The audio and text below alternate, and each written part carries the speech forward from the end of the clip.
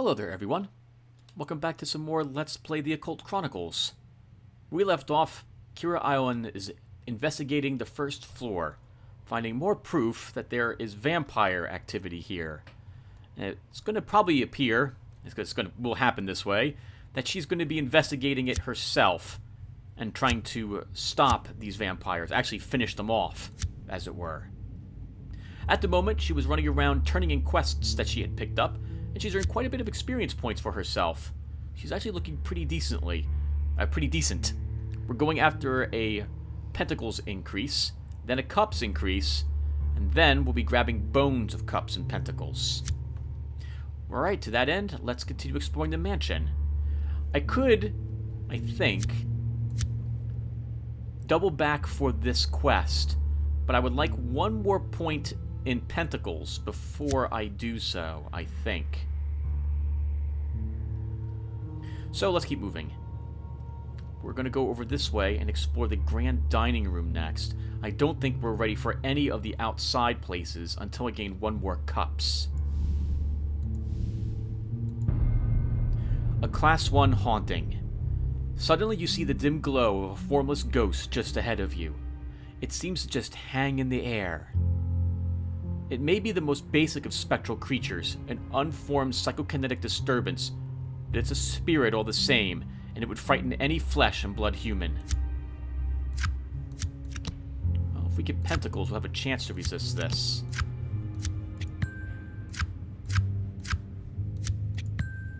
Just barely, but we do so. Your mind is strong. You've seen things far worse than this.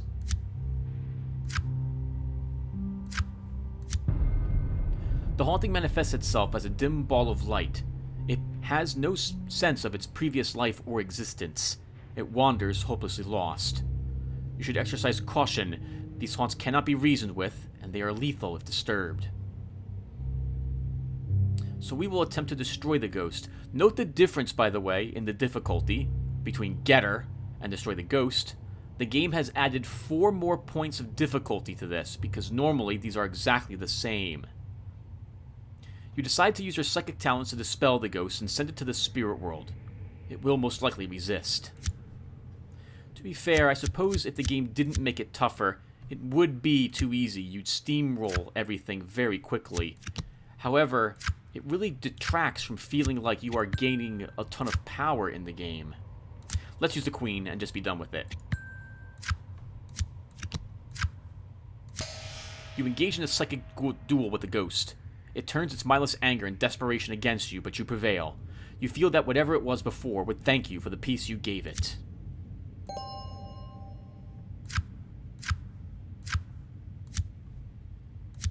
Well, with that, I'm thinking we will now go and turn the quest in for the ballroom after all. It's a long quest. We won't be able... Well, I won't want to leave this area for some time. And actually, beforehand, we'll stop by this pile of papers. I remember it being not too difficult to search it. Yes, target level of 3. You decide to search through the papers. You never know what type of useful information you might find there. We only get one shot at this, so I can't just elect to fail.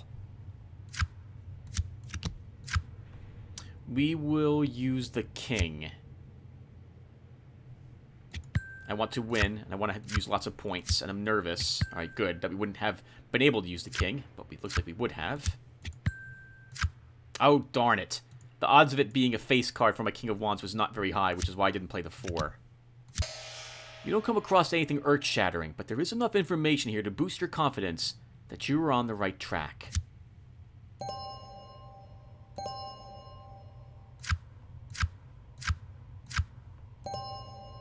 2 sanity, and 2 experience points. The experience is very nice.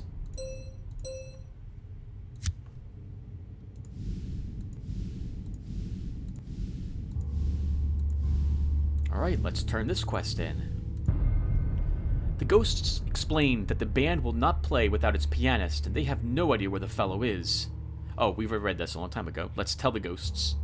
You decide to tell the ghosts that you have found the ghost pianist, and that the ball can resume. The ghostly pianist makes his entrance on your cue and the band strikes up a grand waltz. The ghost's attention is now focused on you. You think you know what they want, and you wish you had taken more lessons.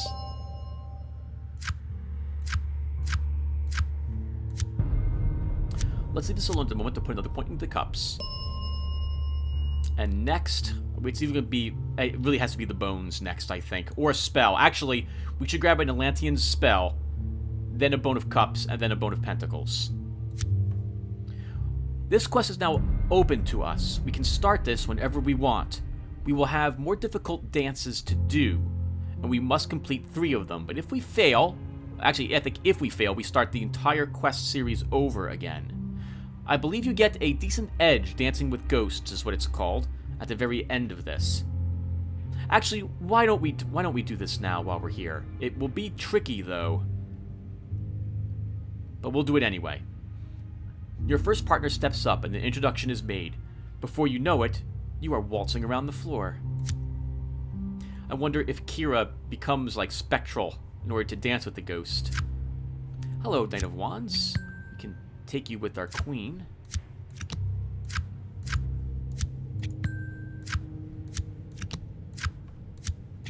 Oh, that was very useful. We got to play most of our cards, and most of them earned us points. Oh, right, this is a lore challenge. We could also use our tablet, but I don't see a reason why we would do that. That's one random play card. Random non-face played card. You dance around the ballroom in glorious circles. Your partner seems to be having the time of its life.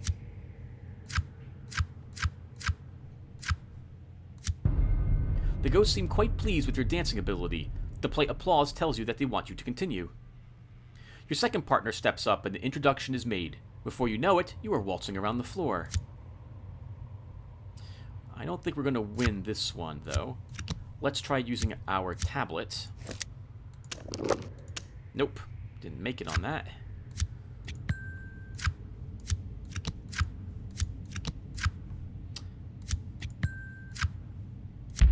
You still need some work, it seems. You didn't know that it was possible to step on a ghost's foot.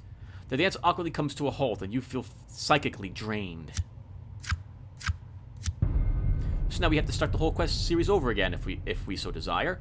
This quest is a bit weird, because you can technically farm it if you really want to. We'll make one more attempt at it, and if we fail, then we'll come back to this later. So now we have to dance with the first ghost again.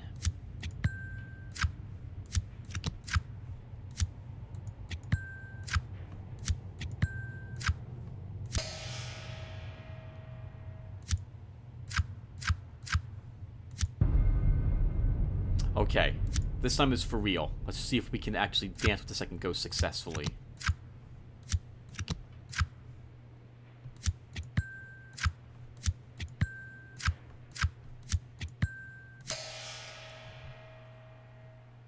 You glide and swirl around and around. You and your partner practically have an out-of-body experience. That's really unlucky. There's all sorts of experience points you can earn from this. We're just not getting anything. The ghosts are quite enthralled with your dancing. The enthusiastic applause tells you that they want you to have one final dance. Your final partner steps up and the introduction is made. Before you know it, you are waltzing around the floor. That's not a good hand. I could win right now, but I'm not going to. Your final partner tries to lead you through it, but there is no way to salvage the disaster. You know that you will be able to try again if you can manage this headache.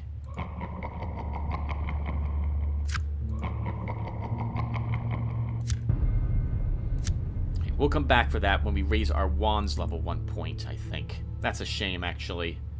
But such terrible draws, and we're not getting anything. I'd rather game it a little. Okay, so we're kind of close to this side of the house. Oh, but our cups is higher. Let's try going outside after we defeat this haunting. Oh, and note now that the difficulty has been relowered, so this ghost is nowhere near as strong as the previous one that we had encountered.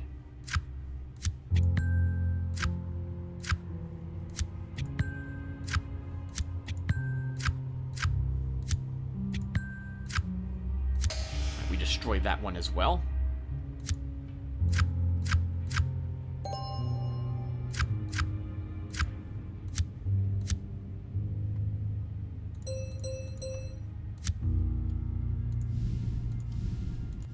adamantine spell could be very useful.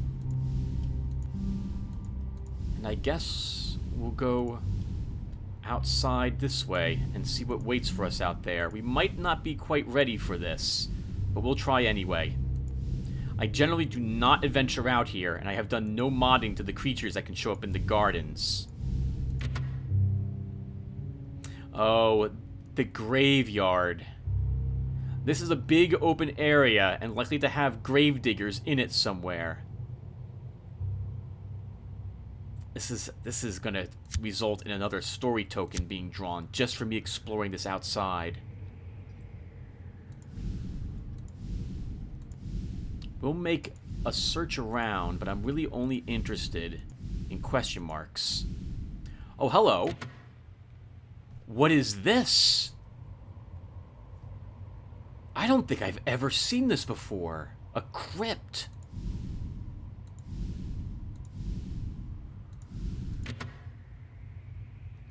Oh, is this the second floor? It is. We want to get out of here as soon as possible. So this is where our way down is. Cultists of Yigg-Sothoth. Without any warning, you bump into a group of cultists. At least that's what you think at first because of the distinctive robes that they are wearing. But then you notice their faces as they emerge from the darkness. You observe the scaled faces and long forked tongues flittering out of their mouths, and the horror strikes you. Serpent people. You feel a rush of adrenaline surge through your body as you recognize these deadly creatures. You fight to drown their urge to panic. This is extremely bad. Your mind is weak. You struggle to maintain your sanity and keep your shorts clean. No, not good. You're confronted with a small patrol of serpent cultists. They are devoted to their god Yigg-Sothoth, the cold-blooded. They are probably looking for sacrifices for their altars. Nearby should be a serpent high priest. If you can kill it, you should be able to make things a lot easier for completing your mission. We just need to run, and we don't have a good chance at it.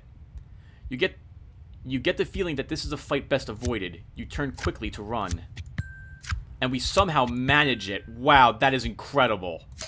You get away. You can hear the hissing not far in the distance. You should keep moving because they will come after you.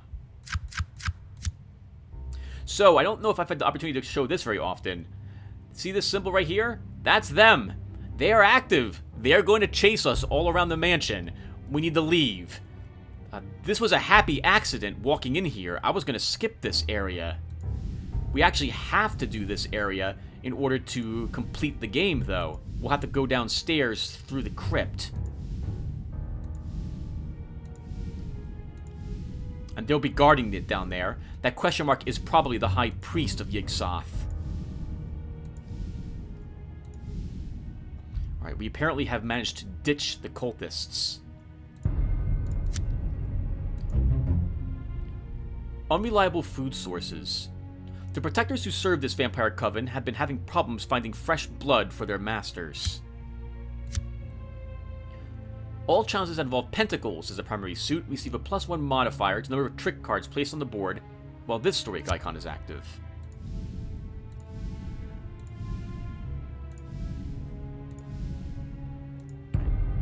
A protector. You stumble upon a small twisted hunchback dwarf. He seems to be as surprised to see you as you are to see him. He must be a servant of some sort. Without hesitation, he starts yelling, "Alarm! Alarm!" There seems to be nobody around to respond to his cries for help. We actually have a good chance to destroy him using magic. So let's do so. Blast it with a spell. It is surprisingly agile, but you are certain you can down it with a well-placed spell or two. It's not like this creature is immune to magic, right?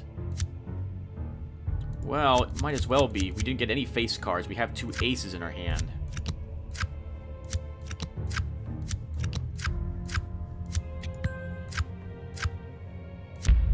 It may not be magic immune, but it seems to be resistant.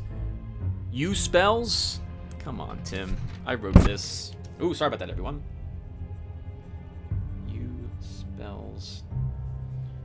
Protector. Your spells shatter against some sort of protective ward. Blinking in disbelief, you realize too late that you've left yourself open for its attack. We'll try that again. This is a much better hand.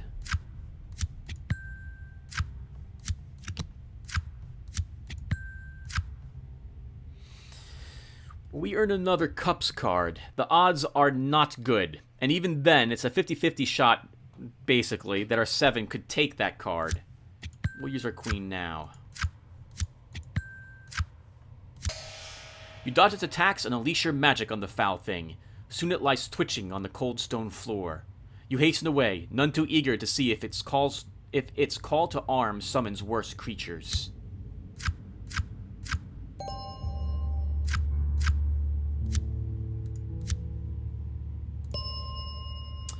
Okay. We know what Tap Essence is. That lets us pull more tricks onto the board. This selects revealed non-face trick cards and bumps their values down -X. And then we get to draw a number of cards. This lets me... So this bumps down face cards, trick cards that were revealed. This bumps up cards I placed to take trick cards. And Odic Shield just lets me draw more cards into my hand. I think we'll go with Odic Shield at this point.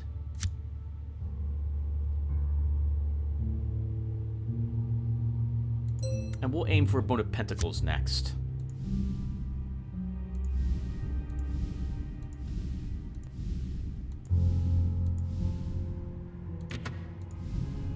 Okay, there's no question marks in this dining room either.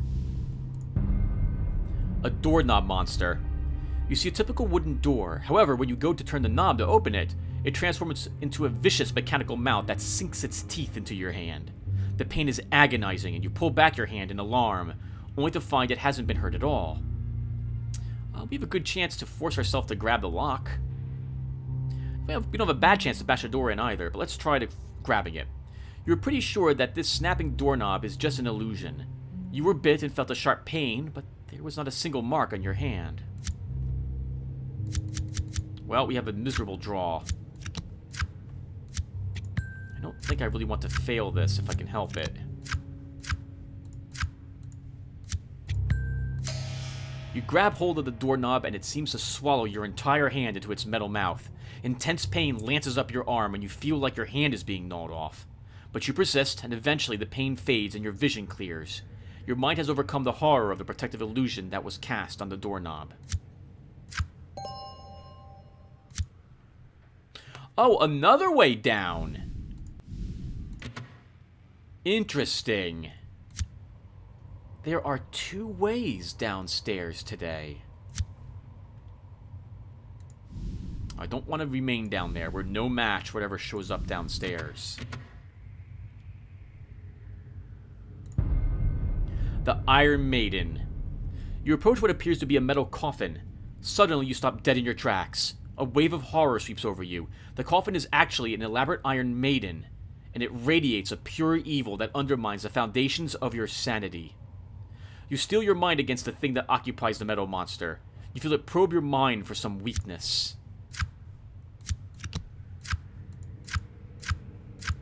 Oh, it looks like it's going to find one. Oh, thank goodness. You have kept your sanity.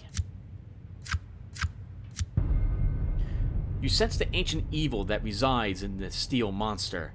You recall in your mind a file from a case in the Hoia Basu region of Romania in the 1640s. A mad prince forged it from the melted down holy relics of the surrounding towns, and then tempered it in a giant vat filled with the blood of virgin peasant girls. A ritual of some sort empowered the vessel to serve as a repository of an evil spirit that had bargained with the prince. It must abide there even now. I will want probably one more point in cups before I decide to climb inside. And I don't want to destroy it because I would like to get that edge. It's so useful. Reducing damage you take from traps by 3 points. That's too good. An occult card game ritual. You see a spent candle placed next to 7 chalk circles. You have the impression that somebody has been playing a game here. You notice the cards sitting in 3 of the circles. A sudden chill shoots down your spine as you recognize one of the cards. Death. Something supernatural is going on here, and you can feel it in your bones. A ritual was in the process of being performed and was suddenly interrupted. You can sense a spirit energy swirling about this place.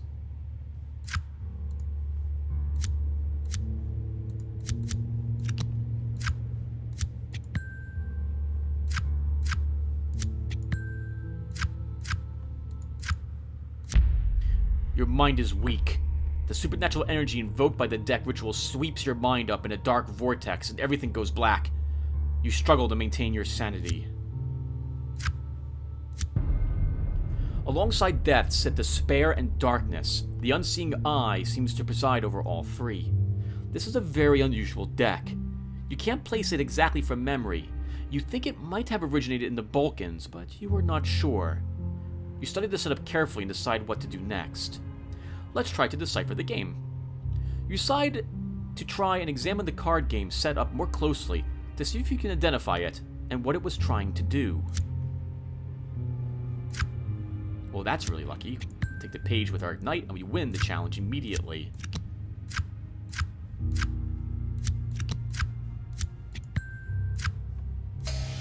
Yes, you recognize the deck and the setup. It's clearly the work of the Red Hand. You thought that the cult had been destroyed utterly. Why would a Red Hand divination deck be set up here? There must be a spirit key nearby. You should try to find it.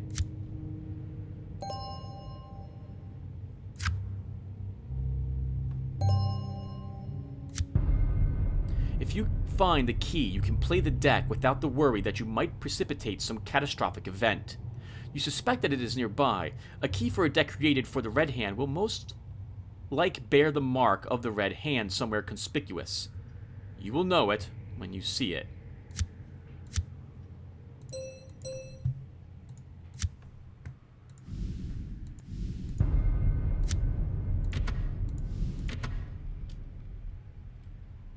I don't really want to take that. We might not have a choice, though. There might not be anywhere... Well, or rather... that's such a bad idea, running across that. We're not too far from the way down, though, so it might be easy to get back up if we fail to cross the beam. Okay, let's see where this takes us. This is not on the other side of this double door, by the way. This double door leads upstairs. A haunted painting of a duelist. Your attention is drawn to an old portrait hanging on a wall. It portrays a man dressed in early 19th century attire holding a dueling pistol. He seems eager to use it. A sudden chill shoots down your spine as you notice the figure in the portrait raise his pistol and point at you.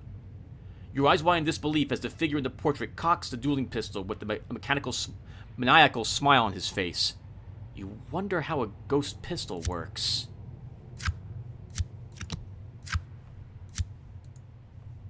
Let's use the 10. I'm going to hope... Yes, excellent. The king can be used a little later. Your mind is strong. You stare down the duelist.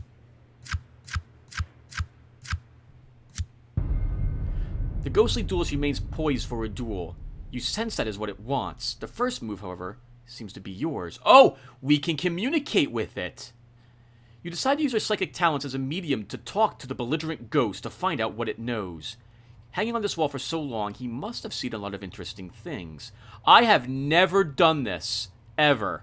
So I am curious if we can actually succeed. Which we're probably not going to with the cards we're playing. There we go. You enter a trance and soon manage to establish a psychic contact. The ghost is actually pleased to converse with you. It seems it has a problem that you can solve.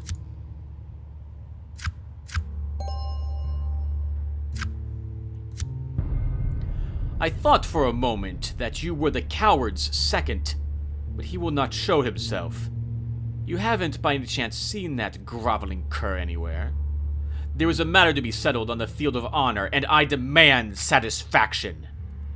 The ghostly duelist wants you to find his opponent and tell him that he is a coward of no small measure and demand that he show up at the appointed hour.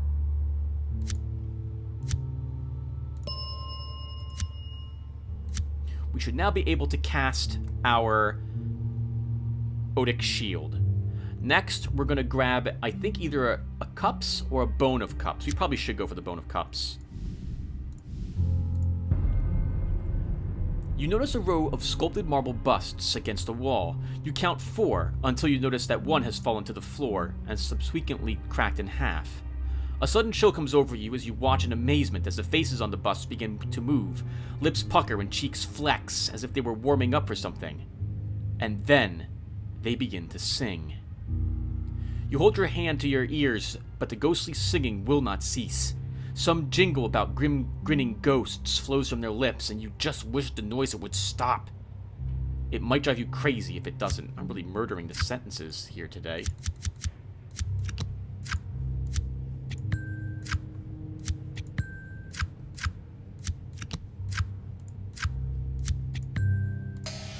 Your mind is strong. You start grinning right back at them, and it seems to annoy them greatly. The chorus of talking heads continues unabated, even though it has no further effect on you. The heads seem to be having too good a time to stop. You are certain that some sorcerous curse has bound spirits to these busts as some form of punishment. Just who is being punished, though, is an open question. Let's interrupt them. You decide to use your expertise as a medium to attract the bust's attention, and see if you can find out what their story is. They might have useful information, since they seem to be have been sitting here for quite some time.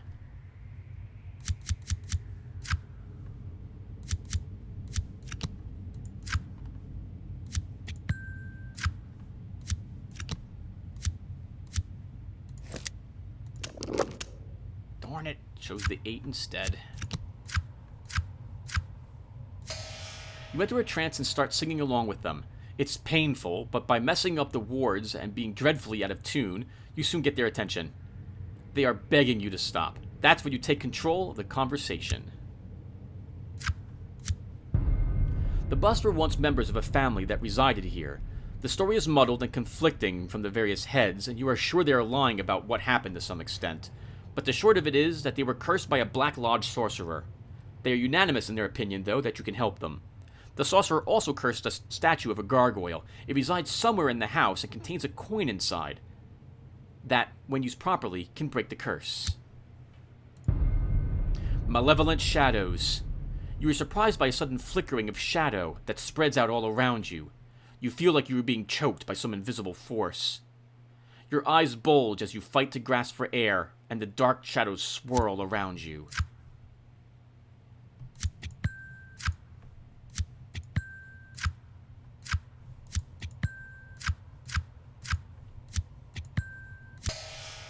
Your mind is strong. You shake off the feeling that you are choking and finally breathe freely.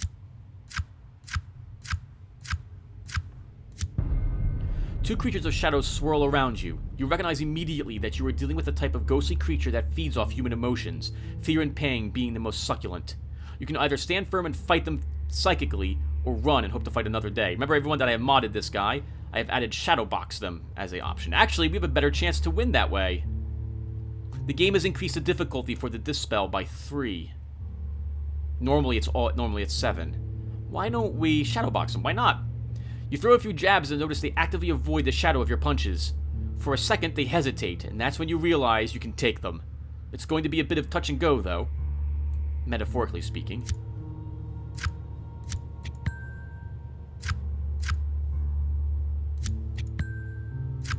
Don't really want to lose to shadows if I can help it.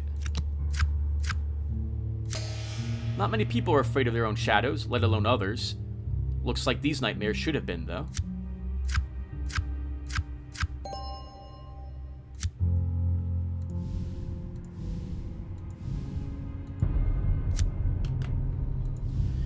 Let's keep adventuring on this side. I might actually try running across that. It's generally a bad idea to do that, but because I know where the upstairs is, we might be able to get back up here quickly if we fail to traverse that beam. Oh, the chapel is here. We're probably going to encounter the bride ghost here. We're going to search it for a clue, just in case. A falling chandelier. You hear the sound of straining metal above you, and then a sudden crack. You look up to see a massive glass and metal chandelier falling directly towards you. Smart sidestep. You judge the trajectory of the falling chandelier and notice that you can shuffle over to one side and avoid it entirely. That's not a bad hand. King of Wands and a Queen of Pentacles, Knight of Pentacles.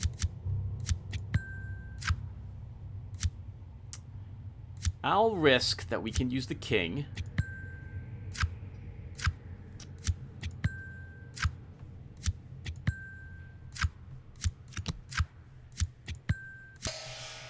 It was just as you thought. There was a safe spot, and you found it. Somebody should give you points for style.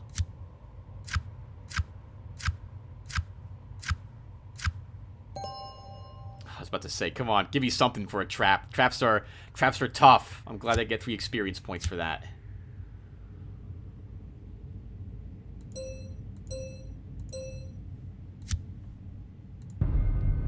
A Class 1 Haunting.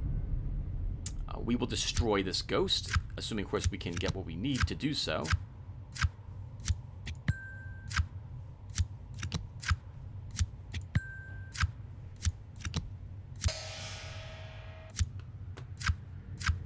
Lots of... Oh, 2 courage. Wonderful. That makes up for the 2 courage we lost a long time ago from fleeing. The Ghost Bride. You hear the soft beat of a human heart. It seems to slowly grow louder. The air around you becomes cold, and you start to see your own breath. Suddenly, a ghost materializes directly in front of you. It is a ghost of a woman dressed in an elaborate bridal dress. The sight of her is quite a shock. The sudden appearance of the ghostly bride threatens to send you into a panic and damage your sanity. How does that work, you think, exactly? How does one's sanity get damaged? Like, can you get it repaired? I don't understand how it works. You've kept your sanity. You have seen things far worse than this. You were part of the team that broke into the Frankenstein castle after that creature found its would-be bride.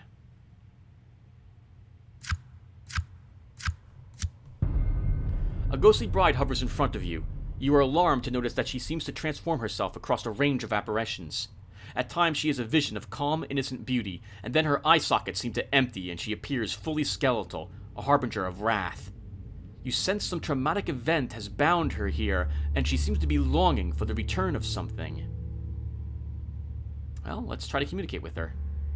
You decide to use her psychic talents as a medium to find out why the ghostly bride is waiting here. Hopefully we'll get some swords. We'll play the page. You enter a trance and try talking with the ghostly bride. She babbles incoherently about wedding plans. You can't make heads or tails out of it.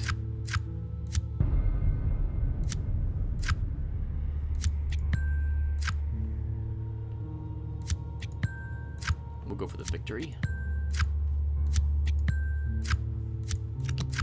Oh, poo. Hello, Queen of Swords. I had the King of Swords. Darn it, that really stunk. Oh well.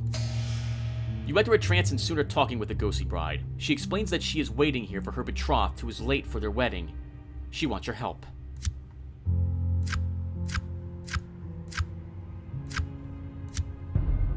Her name appears to have been Constance, and she is waiting for her betrothed to appear and marry her. You get the feeling that she has been waiting a long time. She wants you to find him, but has no idea where he has been hanging out. She is certain, though, that he is somewhere nearby.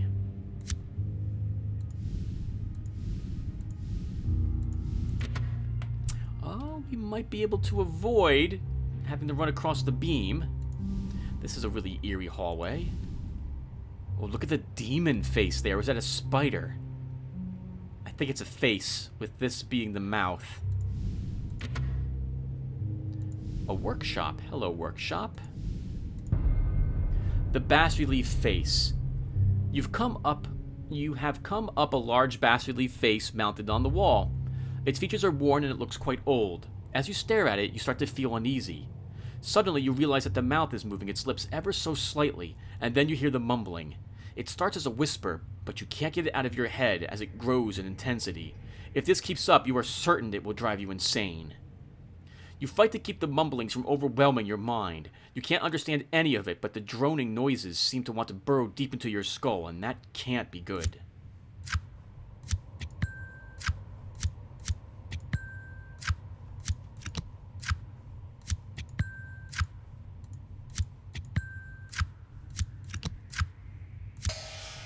You begin your own chant based on a Zen relaxation technique you once learned in the Orient. It works to cancel out the mumbling and clears your mind of the pain.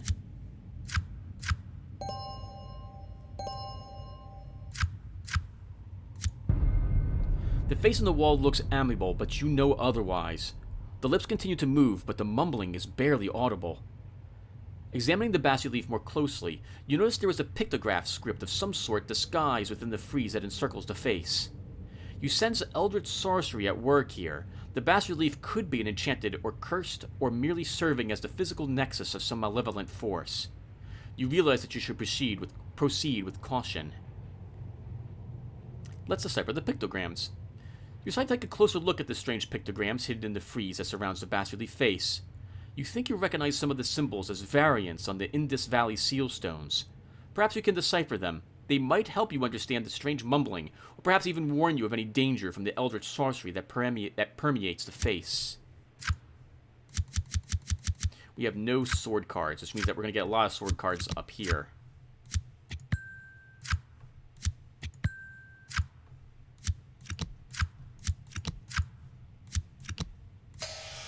You step closer and examine the pictograms. They are indeed related to the seal stones of the Indus Valley. You piece together their meaning by recalling your training in the odd Lost Languages lab. The eldritch creature is known as Siskelmolgath, and it has been bound to the face as punishment. The mumbling must be its attempt to communicate with you. The face on the wall looks amiable, but we've already read this. Let's listen to the mumbles, which is now actually tougher to do. Aware that you must proceed with caution, you focus your mind to try to attune yourself to the rhythmic cadences that issue from the lips of the bas-relief. Perhaps something can be learned from what appears to be just dangerous gibberish.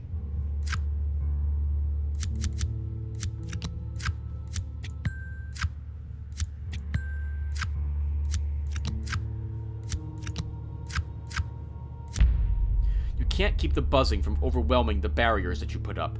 It is trying to communicate with you, but your mind appears unable to comprehend without succumbing to the pain.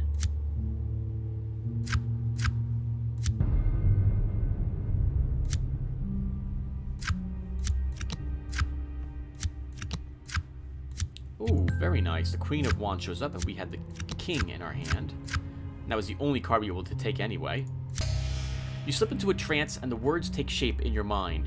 You are face to face with an ancient eldritch creature of terrifying power, and its name is unpronounceable to Timothy. It is, however, trapped in the bas-relief. It wants to strike a bargain with you.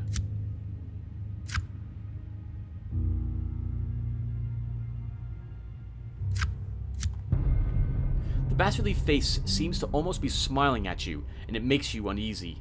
The smile belies the agony that it must be in. The mumbling's meaning now seems crystal clear. Its heart has been ripped from it and hidden somewhere in the house. The sorcery binding it cannot be broken until its heart is returned to it. It wants you to seek out the wall that weeps blood and reach inside to find and free its heart. It teaches you the words of release and promises you that you will be rewarded should you help it free itself from the face. An alchemist. You see a grizzled old man dressed in some grungy old robes. He seems aware of your presence, and he waves you forward. He introduces himself as the alchemist, and you notice he is indeed surrounded by a menagerie of strange equipment. You wonder what on earth he is doing here in this mansion. He doesn't seem at all disturbed that you have dropped in on him. Let's talk with them. You decide to engage the alchemist in a little conversation and try to discover what he's up to. Well, we're not going to win this. I mean, not with that attitude, Tim, but I really don't think this is possible. In fact, it isn't. You continue to make lots of small talk, but besides some pleasant smiles, he doesn't seem quite convinced about you. You feel like he's tossing something over in his mind. We'll try this again. No, I'm just going to fail. I don't think there's actually anything bad that happens for failing to talk to him. I really would like higher face cards in this. Let's at least play this to reduce the damage we'll take.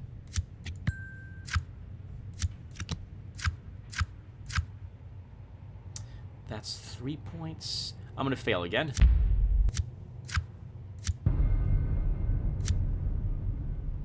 2 queens, but 2 aces.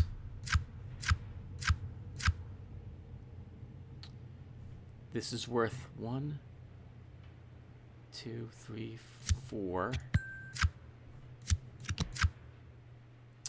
4 over? No. I'm gonna keep failing this on purpose so I can get better score.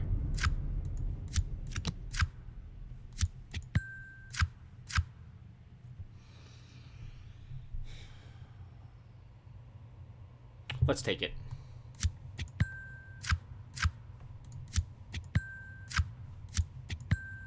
That was awesome. Okay, very good. He seems to size you up, and you get to the heart of the matter. He wants your help, and he's willing to help you in return.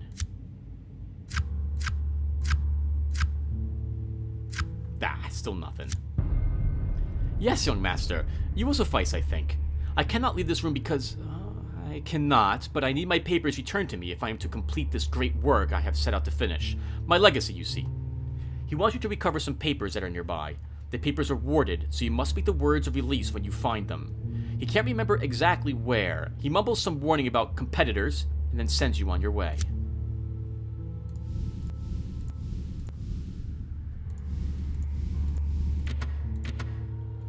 Upstairs. I know where that will lead us, and we'll probably be taking that to get to the other side of the mansion. But first, I want to explore what else is around here. In fact, I think we'll explore this room, everybody. Or maybe 2 rooms? Oh, the boxing ring. This is a big quest chain right here. I think we probably can handle it, given our character's stats. We'll explore this room, and then we'll call this session, though. How's that? A living gargoyle statue. Your attention is drawn to a large stone statue of a truly horrific and bizarre-looking gargoyle. It sits on a pedestal with its arms wrapped around its legs. You feel a sudden shock shoot down your spine as you notice its eyelids blink open. The stone statue is alive. You fight to control a growing tide of fear that is sweeping over you.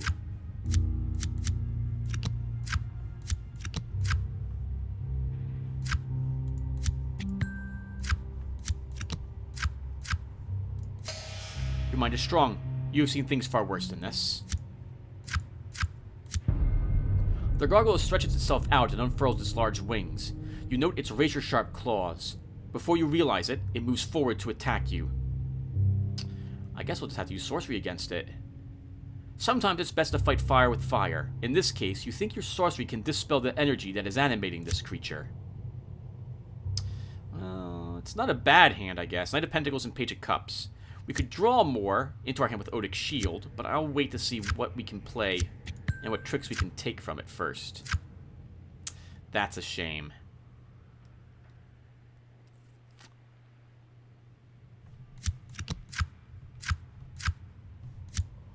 This will let us win. We'll do it. I don't want to take any hits.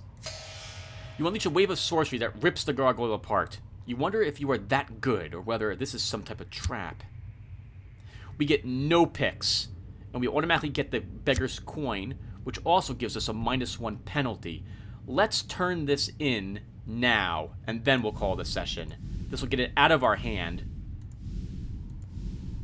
because I do not want to have a wands penalty, especially when we might encounter ghouls. You stumble upon 3 figures hunching over something lying on the floor. They look up to face you. You recoil in horror as you observe their blood-covered faces. These creatures have been feasting on a body, and it looks human. Resist the horror.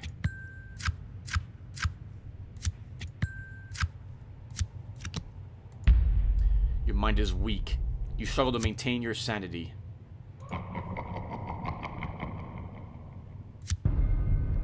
Ghouls. You would know those canine features and that smell anywhere. The yacht has been called in more than once to fight ghoul infestations. Calcutta, Chicago, London, Fond du Lac, they seem to pop up everywhere. You remember the briefings. Hit them hard and they will scatter. Don't let them swarm you or get behind you. Make sure you get any wounds, especially bite wounds, treated immediately. We have a much better chance to battle them with magic. Normally, in the game, you would only be able to attack them with ghouls, but I have modded the game so I can battle them with magic. They're corporeal creatures. A few well-placed firebolts or shrivel spells should do the trick, assuming you still have a few of those. I'd rather not take damage from ghouls. Let's use Odic Shield here. We successfully cast... we gathered the energy we need. Now we can't roll a 6. We get to draw 5 more cards in our hand. That's not so bad. We picked up a King of Swords and a Queen of Swords. That's also useful because that means they weren't one of the tricks that were out here. But there's no guarantee we'll be able to use any sword cards, and we can't use any. You step over the twisted remains of their corpses, eager to press on. Where there's one pack, there's usually more.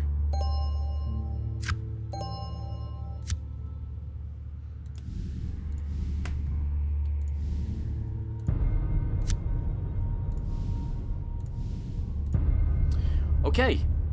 You decide to approach the singing bus with the cursed coin and free them. You read the inscription on the coin and it magically separates into 5 pieces. You place a fragment into the mouth of each of the butts, careful not to forget the cracked one on the floor. After the last head swallows its fragment, you see glowing spirits rise from each head and then evaporate. It seems they have left you a reward. Wheel of Fortune, our first trump card. Remove all tricks and played cards from the table, and then redraw the designated number of tricks cards for the challenge after this card is used to take a trick. All trick points remain yours. So in other words, if we can play, if we draw 10 tricks and we play all our cards, we can use Wheel of Fortune to discard all the tricks, and any of the points we earned, we keep. And then we hope that any of the cards we played, well, can still take even more points.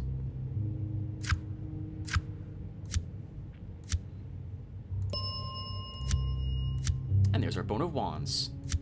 Alright, everyone. Well, we will stop here. Thank you guys for watching. When we come back, well, we'll be investigating the rest of the downstairs area. We'll probably go and explore this room. This might be the other demon that we need to communicate with, or that I want to. We'll check out these chambers, and then we'll probably do the gymnasium. So I will see you guys then. Thank you for watching, and take care, everyone.